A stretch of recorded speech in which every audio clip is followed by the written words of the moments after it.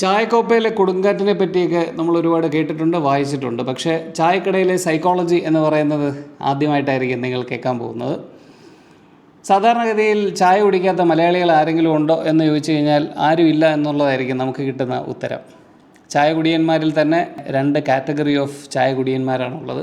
ഒന്ന് പാൽ ചായയുടെ ആരാധകരായിട്ടുള്ള കുറേ പേർ, അതുപോലെ തന്നെ കട്ടൻ ചായ കുടിക്കുന്ന ആൾക്കാർ.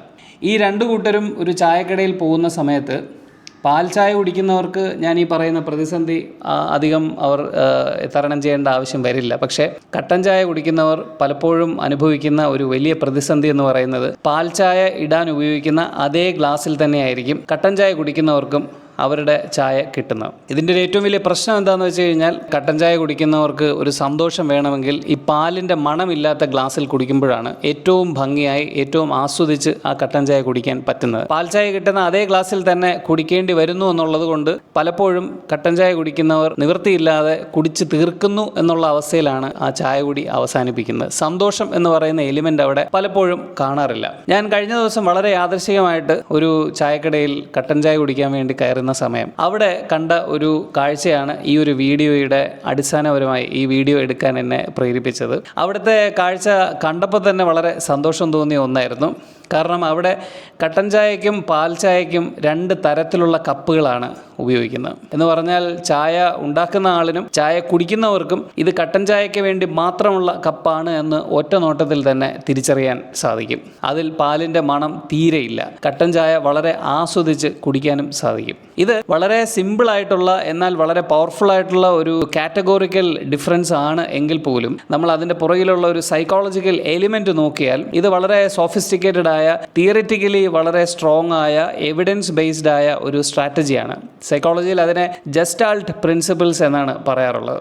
Gestalt principle, psychology, design element എന്നൊക്കെ കേൾക്കുമ്പോൾ ഇത് വളരെ കോംപ്ലിക്കേറ്റഡ് ആയ എന്നാൽ വളരെ സോഫിസ്റ്റിക്കേറ്റഡ് ആയിട്ടുള്ള ഒന്നാണ്. ഇതൊക്കെ അക്കാഡമിക് ലെവലിൽ മാത്രം ചർച്ച ചെയ്യേണ്ട സംഗതിയാണ് എന്നൊക്കെ നമുക്ക് തോന്നും. അവിടെയാണ് വളരെ ലോക്കലായ ഒരു ചായക്കടയിൽ അതിൻ്റെ ഏറ്റവും ലളിതമായ ഒരു ആപ്ലിക്കേഷൻ കാണാൻ സാധിച്ചത്. ഈ കാറ്റഗോറിക്കൽ ഡിഫറൻസ് എന്ന് പറയുന്നത് ഇവിടെ പെർസെപ്ഷനിൽ ഉണ്ടാക്കുന്ന, നമ്മുടെ ഉള്ളിൽ ഒരു സന്തോഷം ക്രിയേറ്റ് ചെയ്യുന്ന, അതിൻ്റെ ആ സന്തോഷത്തെ ആംപ്ലിഫൈ ചെയ്യുക എന്ന് പറയുന്നത് ഒരു ഹ്യൂജ് ഇമ്പാക്റ്റ് ആയിരിക്കും ആ ഒരു ചെറിയ ഒരു ചേഞ്ച് ഉണ്ടാക്കി വെക്കുന്നത്. ഒരുപക്ഷെ ഇന്ന് പലപ്പോഴും റീസെൻ്റായിട്ട് ഞാൻ ഇന്ത്യൻ കോഫി ഹൗസിൽ പോയ സമയത്തും അവിടെയും ഇതുപോലെ ബ്ലാക്ക് ടീയോ ബ്ലാക്ക് കോഫിയോ കൊണ്ടുവരുന്നതിന് പ്രത്യേക തരത്തിലുള്ള ഒരു കപ്പാണ് ഉപയോഗിക്കുന്നത്. അത് ട്രിവാൻഡ്രത്തുള്ള കോഫി ഹൗസിൽ, ഇന്ത്യൻ കോഫി ഹൗസിൽ പോയപ്പോഴും എനിക്ക് തോന്നുന്നു നെടുമങ്ങാടല്ല വെഞ്ഞാറമൂടുള്ള ഇന്ത്യൻ കോഫി ഹൗസിൽ പോയ സമയത്തും ഇതേ പ്രിൻസിപ്പിൾ തന്നെയാണ് അവിടെയും ഫോളോ ചെയ്യുന്നത്. അപ്പോൾ എനിക്ക് തോന്നുന്നു വളരെ ചെറിയ രീതിയിൽ ആണെങ്കിൽ പോലും ഒരുപാട് പേർ ഇത്തരത്തിലുള്ള ചേഞ്ചസ് കൊണ്ടുവരുന്നുണ്ട്. പക്ഷേ ഇവിടെ നമുക്ക് മനസ്സിലാക്കാൻ കഴിയുന്ന ഒരു പ്രധാനപ്പെട്ട കാര്യം, ഇത്തരത്തിൽ വളരെ ലളിതമായ രീതിയിൽ സൈക്കോളജിയുടെ വളരെ സോഫിസ്റ്റിക്കേറ്റഡ് ആയിട്ടുള്ള, തിയററ്റിക്കലായിട്ടുള്ള എലിമെൻറ്റുകൾ നമുക്ക് നമ്മുടെ ഡെയിലി ലൈഫിൽ അപ്ലൈ ചെയ്യാൻ സാധിക്കും. ഇത് ഒരു ചായക്കടയിൽ ഇതുപോലെ അപ്ലൈ ചെയ്യാൻ സാധിക്കുമെങ്കിൽ ജസ്റ്റ് ഇമാജിൻ, നമ്മുടെ ലൈഫിൽ ഇത്തരത്തിലുള്ള ചെറിയ ചെറിയ മാറ്റങ്ങൾ നമുക്ക് വരുത്താൻ സാധിച്ചാൽ അത് എത്രത്തോളം ഇമ്പാക്റ്റ്ഫുൾ ആയിരിക്കും. പ്രത്യേകിച്ച് നമ്മുടെ റിലേഷൻഷിപ്പ് മാനേജ് ചെയ്യുന്ന കാര്യത്തിൽ, നമ്മുടെ ജീവിതം കുറെ കൂടെ സന്തോഷകരമാക്കുന്ന കാര്യത്തിലൊക്കെ തന്നെ ചെറിയ ചെറിയ മാറ്റങ്ങൾ കൊണ്ടുവന്നാൽ, സൈക്കോളജിയുടെ കുഞ്ഞു കുഞ്ഞു കാര്യങ്ങൾ നമുക്ക് അപ്ലൈ ചെയ്യാൻ സാധിച്ചു കഴിഞ്ഞാൽ ഉണ്ടാക്കാൻ കഴിയുന്ന മാറ്റം എന്ന് പറയുന്നത് ഒരു മാസീവായിട്ടുള്ള മാറ്റമായിരിക്കും. ഇനി ഈ ചായക്കടയിൽ നമ്മൾ കണ്ട ഈ ഒരു ചെറിയ കാര്യം തന്നെ, കട്ടൻ ചായക്ക് ഒരു ഗ്ലാസ്, പാൽ ചായക്ക് മറ്റൊരു തരത്തിലുള്ള ഗ്ലാസ് എന്ന് പറയുന്ന പോലെ, നമ്മുടെ വീട്ടിലിപ്പോൾ ഏറ്റവും പ്രായം ചെന്ന ആൾക്കാർ, ഇപ്പോൾ കേരളത്തിൽ പ്രായം ചെന്ന ആൾക്കാരുടെ എണ്ണം കൂടി വരികയാണല്ലോ. ഇപ്പോൾ ഏറ്റവും പ്രായം കൂടിയ ആളിന് നമ്മളൊരു പ്രത്യേക പരിഗണന കൊടുക്കുന്നു.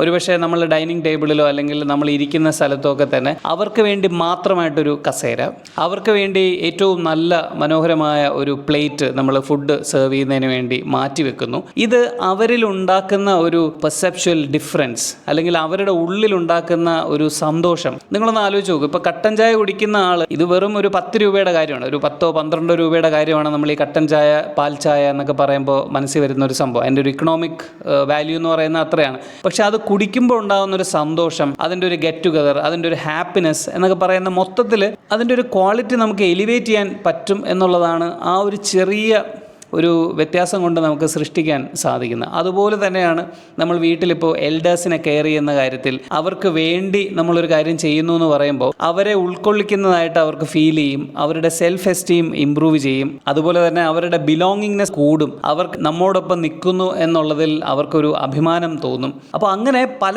തരത്തിൽ നമുക്ക് ഇത്തരം ചെറിയ കാര്യത്തെ വീട്ടിനുള്ളിൽ അപ്ലൈ ചെയ്ത് കഴിഞ്ഞാൽ തീർച്ചയായിട്ടും സാധിക്കും. ഇനി ഇത് കൂടാതെ ഹസ്ബൻഡും വൈഫും തമ്മിലുള്ള റിലേഷൻഷിപ്പ് ആണെങ്കിൽ പോലും അതിനകത്തും ഈ തരത്തിലുള്ള ഒരു ഡിഫറൻസിയേഷൻ, ഒരു കാറ്റഗോറിക്കൽ ഡിഫറൻസിയേഷൻ കൊണ്ടുവരാൻ നമുക്ക് സാധിച്ചാൽ അത് നമ്മുടെ ലൈഫിനെ തീർച്ചയായിട്ടും പോസിറ്റീവായി സ്വാധീനിക്കും.